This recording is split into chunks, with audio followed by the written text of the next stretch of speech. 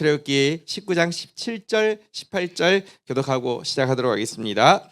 17절 모세가 하나님을 맞으려고 백성을 거느리고 진에서 나오매 그들이 산 기슭에 서 있는데 18절 읽겠습니다. 시내 산에 연기가 자욱하니 여호와께서 불 가운데서 거기 강림하심이라. 그 연기가 옹기가마 연기같이 떠오르고 온 산이 크게 진동하며.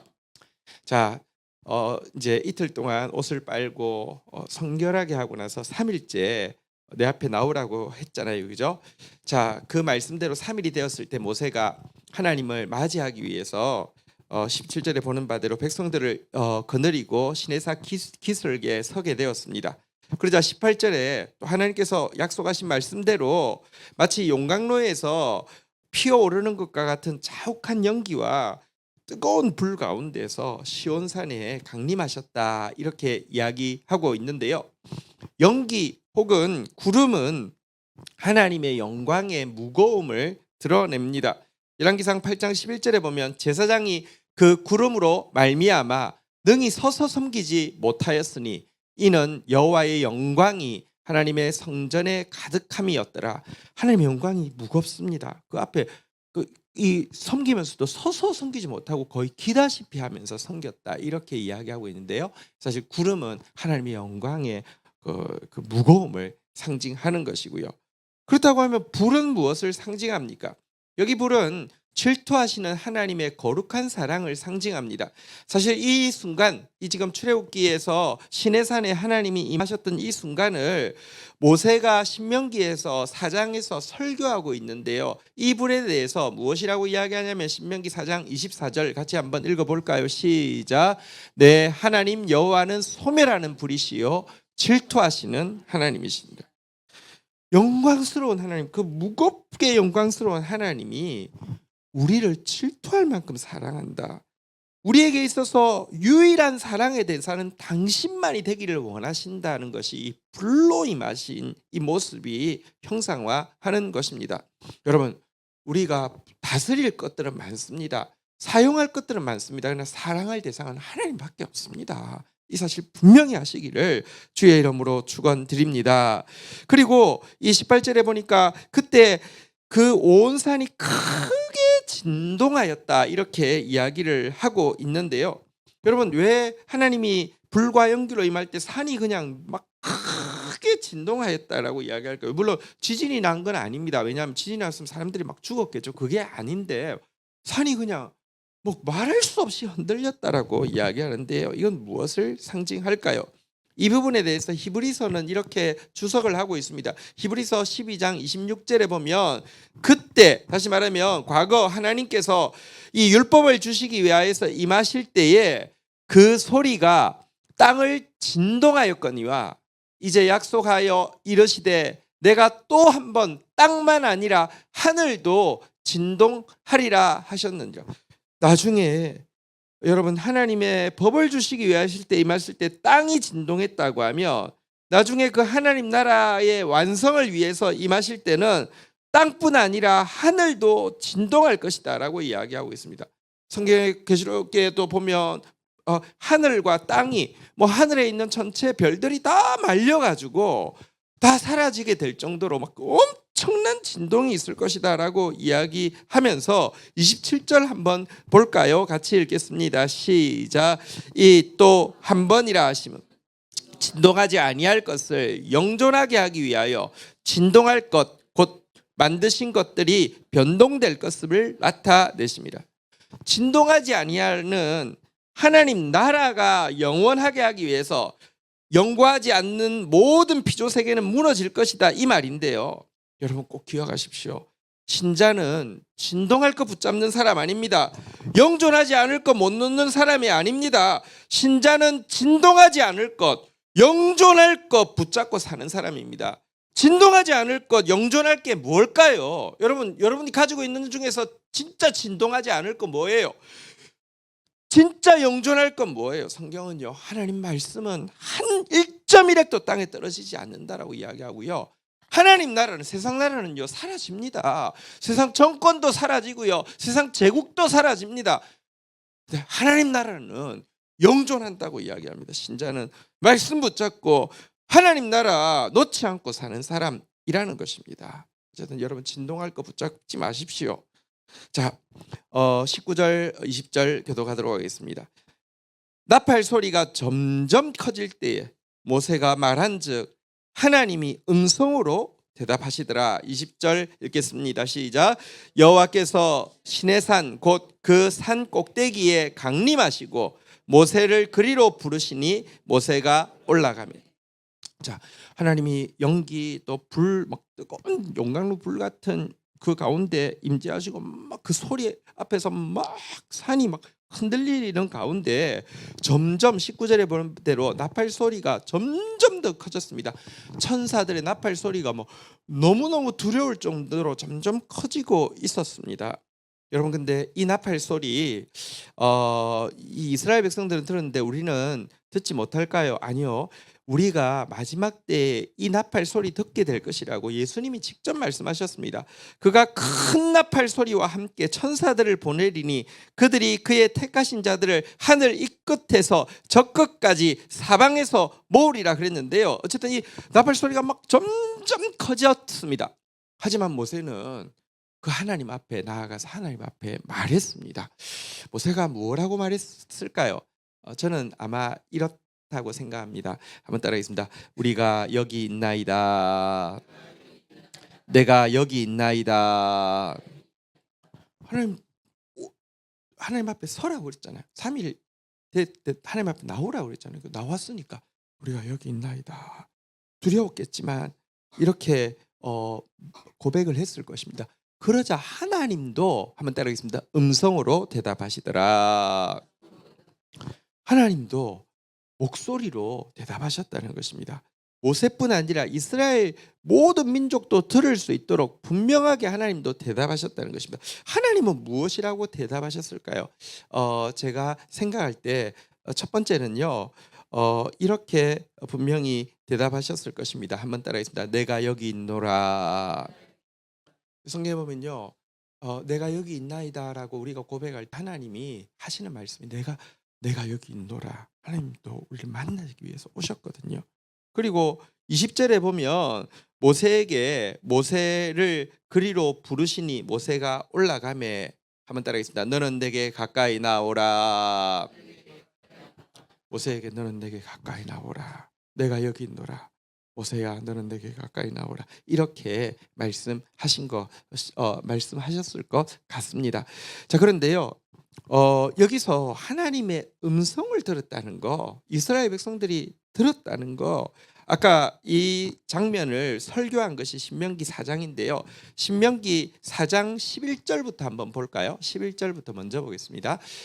너희가 가까이 나와 산 아래에 서니 그 산에 불이 붙어 불길이 충천하고 어둠과 구름과 흑암이 덮였는데 12절 같이 한번 읽어볼까요? 시작. 여호와께서 불길 중에서 너희에게 말씀하시되 음성뿐이므로 너희가 그 말소리만 듣고 형상은 보지 못하였느니라. 여러분, 음성은 들었다는 것입니다. 말소리는 들었다는 것입니다. 심지어 이 말소리가 얼마나 들을 때 두려웠는지도, 그런데 두렵지만 하나님이 이 말씀하실 때 이스라엘 백성들에게 이스라엘 백성들이 죽지 않았다고 신명기 4장 33절 조금 내려가면 이렇게 추석도 하고 있습니다. 같이 읽어볼까요? 시작. 어떤 국민이 불 가운데서 말씀하시는 하나님의 음성을 너처럼 듣고 생존하였느냐. 그러니까 이스라엘 백성들이 정말 하나님이 하시는 말씀을 다 들었다는 것입니다. 분명히 들었다는 것입니다. 너무 두렵지만, 죽을 것처럼 두렵지만 다 들었다라고 이야기하고 있습니다. 왜 하나님께서 말씀하신다는 거 우리가 믿습니다. 근데 어떻게 믿냐고 하면 하나님 특별한 사람하고 말씀하셔. 예를 들어 모세하고 말씀하셨다는 것을 의심하는 사람은 없지만 이스라엘 백성들에게 말씀하셨다는 거 거의 성경 읽고 있어서 잘 몰랐어요. 근데 여기 분명히 이야기하잖아요. 너희들 음성 들었다라고 이야기합니다. 듣고 생존하였다라고 이야기합니다. 왜 음성을 들려주셨을까요? 신명기 4장 10절 좀 거슬러 올라가서 한번 같이 읽도록 하겠습니다. 시작.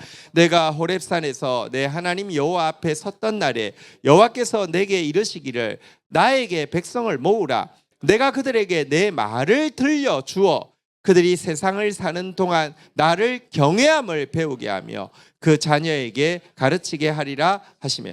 하나님 왜 자기 음성을 들려주십니까? 한번 따라하겠습니다. 세상을 사는 날 동안 나를 경외함을 배우게 하며, 그리고 그 경외함을 자녀들에게까지 가르치게 하기 위해서 하나님 직접 이스라엘 백성들에게 음성으로 찾아오셨다, 이렇게 이야기를 하고 있습니다. 자, 여기서 우리는요, 하나님께서 보십시오. 사실은 모세가 내가 여기 있나이다 했는데 하나님이 내가 여기 있노라 이렇게 대답한다고 했는데 성경에 보면 그런 구절이 있어요. 너희가 나 앞에 나오기 전에도 내가 여기 있노라, 내가 여기 있노라라고 하면서 너희를 찾았노라라고 이야기하고 있는데요.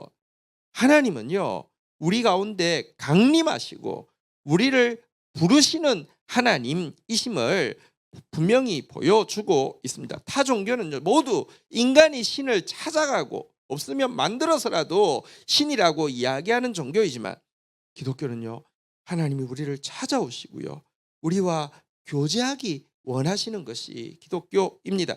이런 열망 때문에 하나님이 모세라는 중보자도 세우셨고 완전한 중보자이신 예수님을 세우고 나서는 이제 예수 그리스도의 대속의 사역으로 말미암아 우리 각자가 직접 두려움 없이 하나님 앞에 담대히 나아갈 수 있는 특권도 회복하셨다라고 이야기를 하고 있는 것입니다. 그런데 어쨌든 음성을 들려주시는 이유가 무엇이라고요? 한번 따라하겠습니다. 경외함을 배우게 하며, 이스라엘 백성들로 하여금 경외함을 배우게 하기 위해서 음성으로 내가 여기 있노라, 너는 내게 가까이 나오라, 이렇게 말씀하셨다는 것입니다. 자, 이제 이 음성 듣고 모세가 올라갑니다. 출애굽기 19장 21절 22절 보도록 하겠습니다.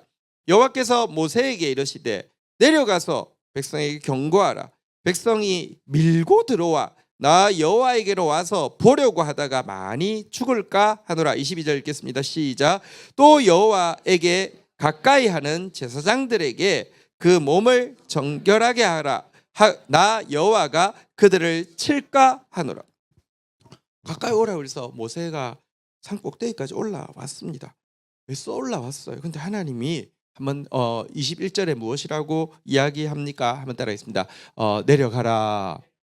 기껏 올라오라고 해서 올라왔는데 내려가라고 했어요. 내려가라고 한 이유가 무엇입니까? 백성에게 경고하기 위해서. 왜? 음성 듣고 모세 올라가고 나니까 백성들이 밀고 들어와서 하나님 보려고 할까 봐서, 그러다가 많이 죽을까 봐서 하나님 그랬잖아요. 선이 있는데 이 선 안은 아무도 들어오지 말라고. 심지어 짐승이 들어와도 꼭 안 됩니다 하고 가드가 가서 뭐 이렇게 잡아도 안 됩니다. 화살을 쏘든지 돌을 던져서 죽이지 아무도 들어오지 말라고 했는데요, 모세가 하나님 음성 듣고 올라가는 것 보고 백성들이 밀고 들어올 것이다, 그래서 많이 죽을 것이다, 기껏 올라왔는데 내려가서 경고하라고 이야기합니다. 또 22절에 보니까요, 여호와께 가까이 하는 제사장들, 백성들보다는 제사장들이 조금 앞자리에 있겠죠. 또 당시 정확하게 이야기하면 제사장이라는 아직 직책이 세워지지 않았습니다. 아론은 세워졌지만 아론의 자손들이 제사장이 된다는 것은 율법이 주어지고 나서 이제 조금 있으면 십계명이 주어지고 나서 주어질 것입니다. 그래서 이 제사장이라는 것은 말하자면 백성들의 지도자, 장로들을 이야기하는데요. 어쨌든 한 줄이라도 더 앞에 있는 지도자들은 더 성결하게 하라. 내가 그들의 성결치 못함으로 말미암아 그들을 쳐서 죽일까 하노라라고 경고하면서 내려가라고 이야기를 하고 있습니다. 근데 여러분, 하나님 좀 기우 아닐까요? 앞에서 보면 백성들이 막 나팔 소리가 나고 하니까 막 두려워했다라고 이야기하고 있는데, 두려워했는데, 그리고 이 선 넘어오면 반드시 죽을 것이라고 이렇게 화살로 돌로 그 사람들도 근접도 하지 말고 죽이라고 했는데 들어올까요? 좀 너무 지나친 기후 아닐까요? 백성들이 정말로 들어올까요? 들어옵니다. 인간 안에 하나님을 경외하면 얼마나 작은 줄 아십니까? 여러분, 사무엘상에 보면 무슨 일이 있냐고 하면 엘리 때의 법궤를 빼앗기잖아요. 그런데 블레셋에 들어갔는데요. 블레셋 사람들이 벗게 빼앗았다고 막 의기양양했는데 결국 어떻게 됩니까? 너무 두려워서 그것이 가는 곳마다 막 재앙이 임하니까 너무 두려워서 재물과 함께 이스라엘로 법궤를 돌려보냈습니다. 근데 이스라엘 사람이 얼마나 경외함이 없든지 그것을 돌려받은 벳세메스 사람들이 그것 구경하느라고 한번 보자, 여호와 법궤 어떻게 생겼나 한번 보자 하고 와서 여호와 법궤를 들여다보다가 이 성경에는 오만이라는 게 가로가 돼 있고요. 70명을 죽이신지라라고 돼 있는데 5만 70명을 죽였는지 아니면 5만은 이게 이제 그 정확한 숫자가 아닌지, 왜냐하면 한 그 동네에서 5만 명이나 있었을까? 뭐 이런 생각일 수도 있고요. 근데 또 블레셋에서 이게 돌아온다는 게 너무 큰 퍼포먼스였기 때문에 그렇게 모였을 수도 있어요. 5만 70명인지 70명인지는 모르지만 여호와께서 백성들을 쳐서 크게 살려가심으로 백성들이 슬피 울었더라. 보십시오. 블레셋이 그렇게 두려워서 보낸 것을요, 왔다고 나도 구경해볼래 하고 하다가 엄청나게 죽었다는 것입니다. 인간 속에, 신자 속에 블레셋 사람 비신자라고 생각하고 이스라엘 사람 신자라고 생각할 때 누가 더 경외함이 없는 줄 아십니까? 신자가 하나님 더 경외함이 없다니까요. 아까 또 여기 제사장들, 하나님 가까이 하는 사람들 더 하나님 앞에서 몸을 성결케 하라 내가 칠까 하노라 그랬는데요. 제사장들, 뭐 말하자면 스태프나 장로들은 뭐 괜찮지 않을까요? 백성들은 혹시 좀 경거망동하다가 하지만 나는 그래도 뭐 제사장인데 장로인데 괜찮지 않을까요? 아닙니다. 성경에 보면요, 여러분, 하나님께 제사드리다가 하나님이 처음 붙여준 불이 아니라 성막을 지을 때 위에서 내린 그 불을 끄트리지 않고 계속 피워서 그거 가지고 성소에 들어와서 분향하게 됐는데요, 귀찮다고 나답과 아비후가 다른 불 그냥 붙이다가 여호와의 불이 여호와 앞에서 나와 그들을 삼켜 죽게 하셨다라고 이야기하고 있습니다. 벳세메스 사건 이후에 70여 년 동안 여호와 궤가 거의 방치되다시피 할 때 아마 그 땅의 뭐 소유주 정도 되는 사람이 아비나답과 그 두 아들이 있었는데요. 다윗이 그걸 찾고 찾다가 숲속에서 방치된 걸 발견했습니다. 그래도 어쨌든 그 아비나답과 그 두 아들이 우리가 지금까지 막 70년 동안 이거 막 보관했다고 하면서 이거 예루살렘에 올라갈 때 이걸 큰 퍼포먼스로 자기 자리를 삼기 위해서 자기들이 그거 할 권리가 없는데요. 뭔 레위인이고, 이게 레위인이라도 이걸 지도록 딱 지파가 배정돼 있는데 아닌데 자기 공로를 내세우면서 우리 70년 동안 보관했으니까 하면서요, 그 수레를 자기들이 몰죠. 하나님께서요 어떻게 하는 줄 아십니까? 낙원의 타작마당에 왔을 때 소가 갑자기 뛰니까 언약궤가 수레에 있는 언약궤가 덜컹하면서 떨어질 것 같으니까 이거 지킨다고 우사가 이렇게 손을 댔어요. 그 자리에서 즉사하게 했습니다. 왜냐고 하면 자기가 그거 맬 자격이 없어요. 워낙에 매야 되는데 왜냐하면 수레 해야지 좀 폼이 나니까. 그리고 그 앞에서 막 하면서 자기 막 공로 내세우고 가는 그 꼴을 보고 하나님이 너가 감히 하면서요, 모든 사람 모인 앞에서, 타작마당이라는 게 넓은 곳이잖아요, 그죠? 좁은 데에는 많은 사람 못 보니까 넓은 곳에서 붕 뛰니까 손대다가 그 자리에서 즉사하게 하셨습니다. 하나님 가까이 있는 사람이, 교회에서요 목사 장로들이 도리어 하나님 경외함이 더 없습니다. 성도들보다. 하나님 용서하지 않습니다. 하나님 얼마나 무서운 분인 줄 아십니까? 자, 여기서 우리가 하나님의 두려우심에 대해서 깨닫게 되고요, 인간이 하나님을 향한 경외함이 얼마나 없는지도 깨닫게 됩니다. 교회에서는요 하나님의 좋으심에 대한 찬양, 하나님의 선하심에 대한 찬양은 너무 많은데 비해서 하나님의 두려우심에 대해서, 하나님을 경외함에 대한 강조는 너무 작습니다. 1980년대에 미국 최고 부흥사였는데 성추문과 공금 횡령으로 5년간 감옥살이를 한 짐 베커라는 목사가 있습니다. 저는 이 이야기를 보면서 부러웠습니다. 왜냐하면 우리나라는요 성추문, 공금 횡령 해놓고는요 아무렇지 않게 끝나는, 성범죄 저지르고는요 퇴직한다고 10억 달라고 했는데 교회에서 결국 10억 안 주면 안 나갈 것 같으니까 11조 1억 빼고 9억 주자고 해가지고 지금 그런데 그 사람이 총회를 한 그 총회에서 이 지금 우리 사회가 동성애로 썩어가고 있으니까 이것들을 뭐 한번 우리가 너무 곱게 하니까 이것들이 기독교 무서운 줄 모르는데 가서 한번 역사를 우리 힘을 보여. 세상 사람들이 뭐라고 해서 니나 잘하세요. 그런 사람이 사회하는 총회에서 여러분 다 힘을 모아서 나가서 세력을 한번 떨칩시다. 말이 되냐고요. 나는 그래서 저기 성추문하고 공금횡령으로 감옥 갔다고 해서 차라리 야, 미국 괜찮다 그런 생각이 들었어요. 근데 어쨌든 이 짐 베커라는 목사가 이런 말을 했습니다. 수감을 마치고 나서 나는 항상 예수님을 사랑했습니다. 하지만 그분은 나의 두려우신 주인은 되지 못했습니다. 그런데 나와 같은 신자는 미국에 수도 없이 많을 것입니다 라고 이야기했는데 정말 그래요. 여러분 하나님 우리의 친구십니다. 하나님은 당신을 이해하십니다.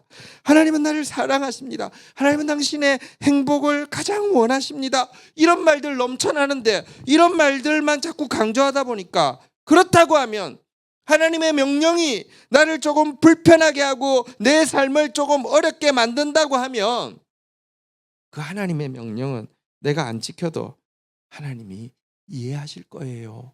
이해할 거야 라고 생각하는 신자들 넘쳐난다는 것입니다.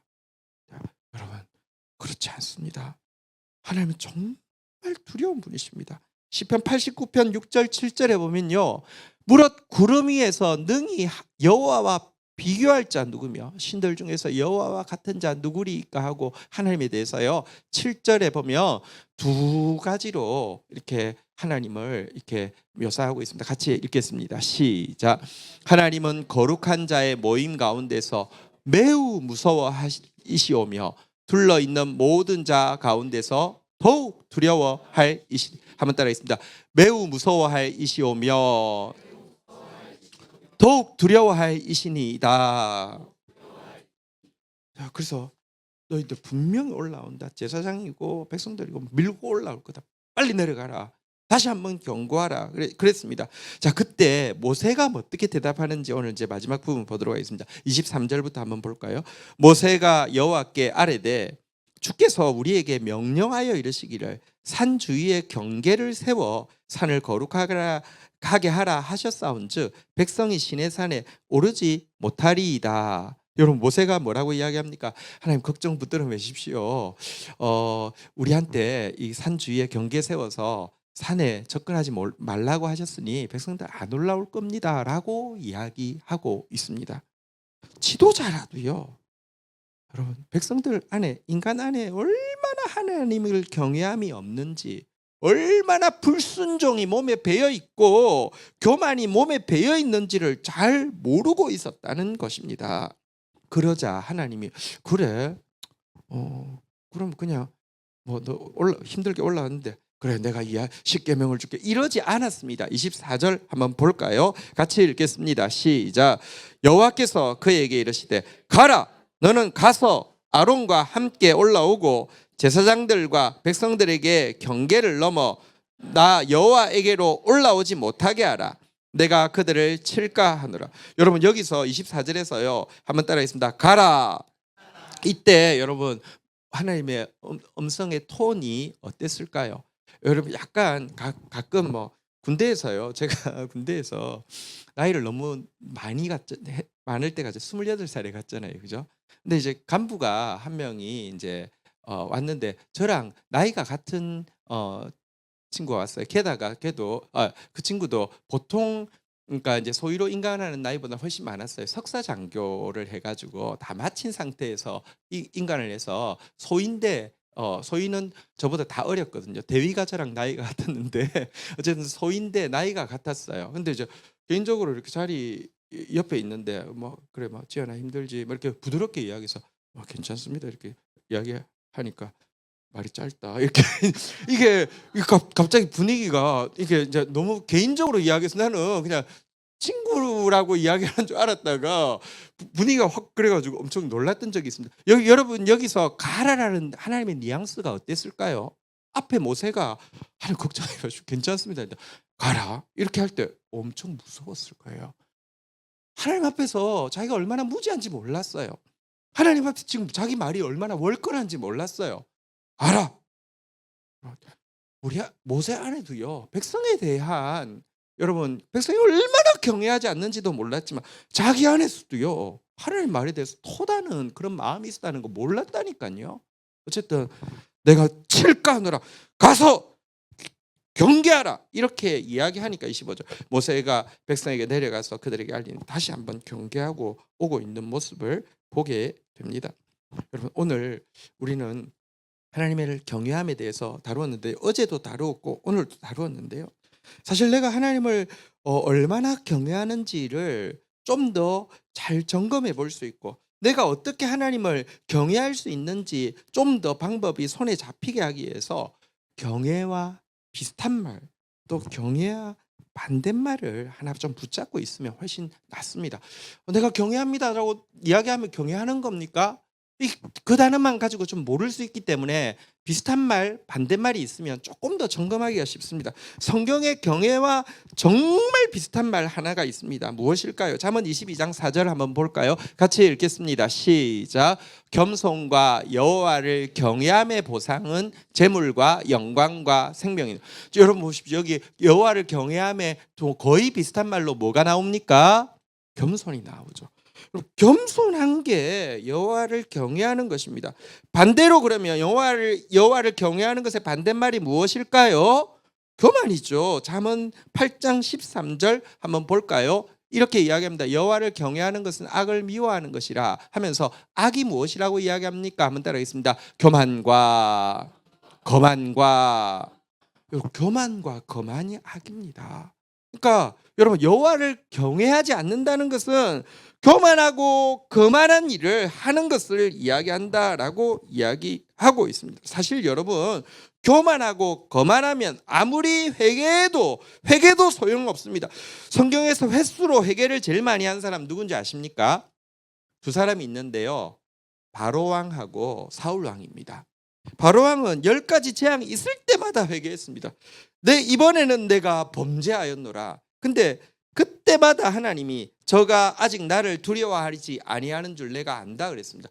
회개했지만 하나님, 쟤는 나 경외하는 거 아니야, 다시 할 거야, 끝까지 해요. 나중에 10가지 재앙하고 끝나면 좋았잖아요. 나중에 병거까지 몰고 왔다가 수몰당하고 나서는 다시는, 그 신기하죠. 여러분, 솔직히 가나안하고 이집트는 붙어 있어요. 이스라엘 백성은 40년 돌았지만 이쪽으로 올라오면요 바로 올라와요. 근데요, 한동안 이집트는 안 올라와요. 나중에 솔로몬의 아들 르호보암이 진짜 범죄하고 나니까 느고왕이 올라온 적이 있지만, 한 굉장히 긴 시간 동안 이집트가 그 이스라엘을 치러 한 번도 안 올라왔어요. 그러니까 거의 이스라엘 백성들은 다시는 이집트 병사를 군인을 못 보리라고 했는데 진짜 못 봤어요. 완전히 박살이 났어요. 교만하니까 회개해도 소용없다니까요. 하나님 경외하지 않으니까. 여러분, 사울왕도 마찬가지입니다. 사울왕이 다윗을 얼마나 많이 죽이려고 했습니까? 죽이려 하다가 제정신 들면 내가 범죄하였노라, 내가 어리석은 일을 하였노니 대단히 잘못되었노라, 이렇게 이야기 몇 번 한 줄 아십니까? 근데 소용없어요. 자기 죽을 때까지 다윗 죽이려는 시도를 놓지 않아요. 왜? 자기가 왕이니까. 내가 왕이라는 교만이, 하나님이 자기를 패했다 해도 내가 왕이니까 교만이 끝까지 자리 잡고 있었으니까요. 교만한 사람은 절대 하나님 경외할 수 없어요. 여러분, 지금 오늘 우리 하나님 경외함에 대해서 두렵게 우리에게 이야기하시는데, 정말 여러분 겸손한 사람 되셔서 두렵고 떨림으로 하나님 그처럼 여러분 매우 무서워할 더욱 두려워할 이신 하나님을 경외하는 저와 여러분들이 되기를 주의 이름으로 축원드립니다. 자리에서 일어서시겠습니다.